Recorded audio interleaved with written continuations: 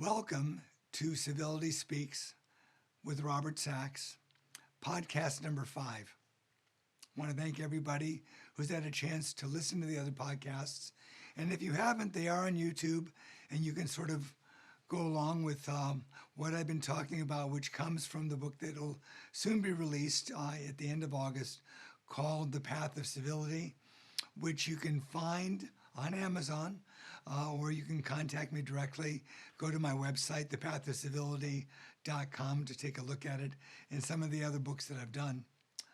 Today I want to speak about something which is kind of shocking because the subject is actually shock. When one looks at the rules of civility that George Washington so closely abided by, many of the more general and universal guidelines are found in the beginning of the numbers of the guide, various rules.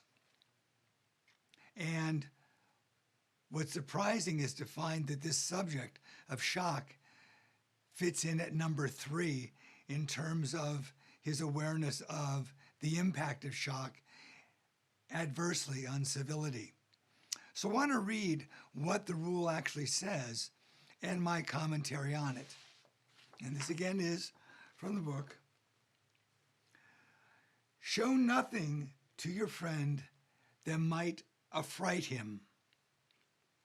My commentary is, fright or shock of this nature has its place in the spectrum of communication. Shock value can have its place in marketing or stopping a transaction or moving it in a new direction. But it has no place in civility, especially among those with whom you are either friends or those you want to cultivate as such. Whereas civility is a process of smoothing a continuum of communication, shock or fright is disruptive and will, in fact, create greater uncertainty in the transactions that may follow. So much of our news media has the attitude, if it bleeds, it leads. Hearing or showing images of gory incidences has the initial impact of immobilizing us temporarily. For those distressed by such images or reporting, the next habitual instinct is to turn away, close one's eyes or ears, or both. And there are some who become mesmerized and need to see it again and again, or wait for the next chapter in the gory story. Words or an idea can have similar effects, especially if the idea or what is expressed offends our basic sense of morality. Some will thus actually feel physically sick in just hearing what is said. The offensive incomprehensibility of it makes the mind reel, often taking us to darker places than we would otherwise choose to go in our own minds and hearts.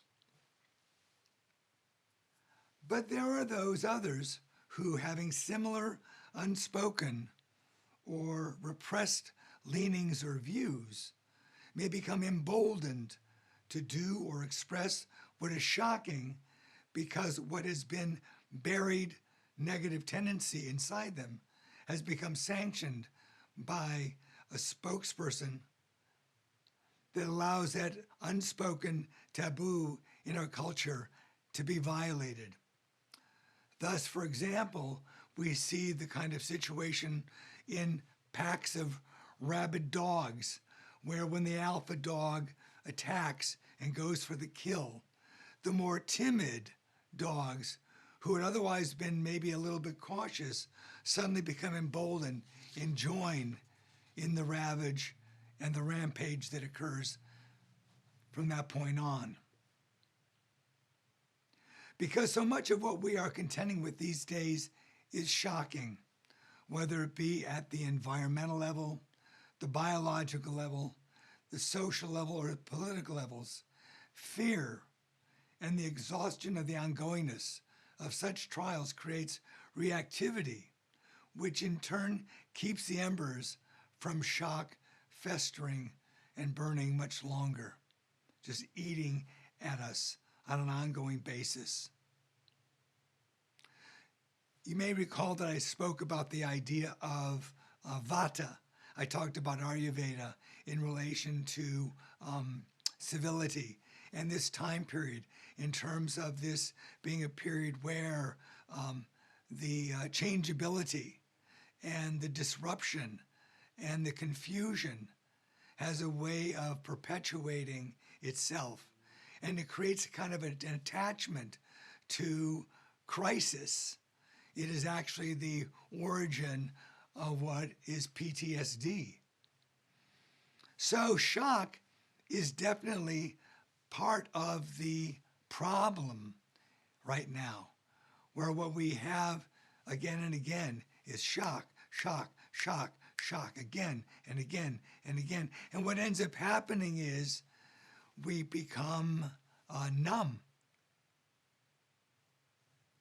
And becoming numb, we then either have the direction of either beginning to create or having more and more panic in whatever's going on. Suddenly we have unresolved forms of shock that get in the way of what we want to do in a saner way, in a more civil way. So we have this issue of shock being a part of this, what I described as vata, what was talked about in the predictions of the Buddha. That shock and disruption is something that really disturbs the mind and makes it difficult to make clear decisions. Thus it may be that when Dr. Andrew Weil wrote in one of his books that one of the first things you can do to reduce stress is to stop watching the evening news, may actually be a very sane thing to practice on a day-to-day basis. How do we titrate the amount of shock that we listen to? Do you wake up in the morning and turn on the news rather than have a bath, have a shower, go for a walk, do some yoga, do some meditation, talk to your spouse, see how your kids are doing, sit down for a nice breakfast without the TV or the radio on, and literally just have it so that you have a news fast. You fast from the news. You don't have it so that those images and those ideas that are upsetting or make you concerned about everything around you are the first things you do in a day. And at the end of the day, rather than have it that you watch the 11 o'clock news or you turn on CNN or whatever it is, doesn't matter what station it is, Fox, CNN, PBS, blah, blah, blah, doesn't really matter. But then you are witnessing what is going on. And let's face it, what is going on an ongoing basis is a discussion of the crises that we find ourselves in all the ways I've been describing, environmentally, politically, socially, et cetera, et cetera. So there you are, and you decide now you're going to try and get to sleep. And guess what happens? You can't. Your mind ruminates. And let's say, for example, you're so exhausted that you pass out, or you're used to taking some kind of medication because the thoughts of these things just is too much to bear, and you need to literally knock yourself out with a glass of wine or whatever it's going to be. Or you could decide that at the end of the day, maybe before your dinner, you watch the last news of the day, or maybe a half an hour or an hour after you finished your meal, rather than having the shock, again, shock disrupts your digestive process. Rather than have that spoil your meal, make things churn in your system, what you decide to do is take a little bit of a break, go for a walk, watch the news, whatever you think you need to do to feel informed, and then you stop. And then you do some breathing exercises, you stretch, you talk about these things maybe to your partner or the people that you're with if you have an opportunity, or maybe you have someone you can call if it's really upsetting. And what you do is you try and apply some reason, some way of getting yourself away from that shock. And then as you do that, and then you stretch yourself out and you bathe or you shower or you do your ablutions and whatever it takes for you to transition from the freneticness or the intensity of the day, what you decide you're going to do is just let that go. And what's interesting is as you let that go, suddenly you find that the conversations you have before you go to bed are gentler, are more thoughtful. And then you can find yourself being able to allow that civility that you've discovered from not being so stressed out to be infused in your conversations and your interactions.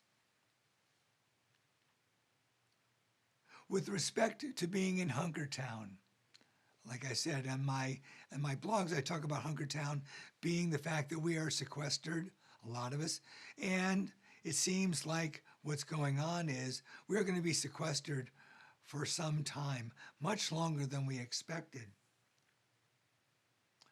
What I would say is strive to not shock children or loved ones with too much reality. You certainly do not want an elephant in the room to keep growing.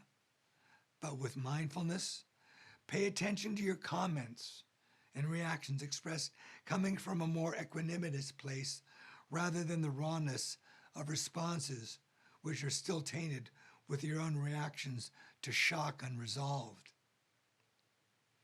And then, in terms of the path of civility, think of the first three steps of wise action. Step back, assess, and reflect. Take a couple of deep breaths, focus on love and the intention to benefit all, and then speak. Thank you very much for listening, and I hope this was a useful podcast tonight. Goodbye.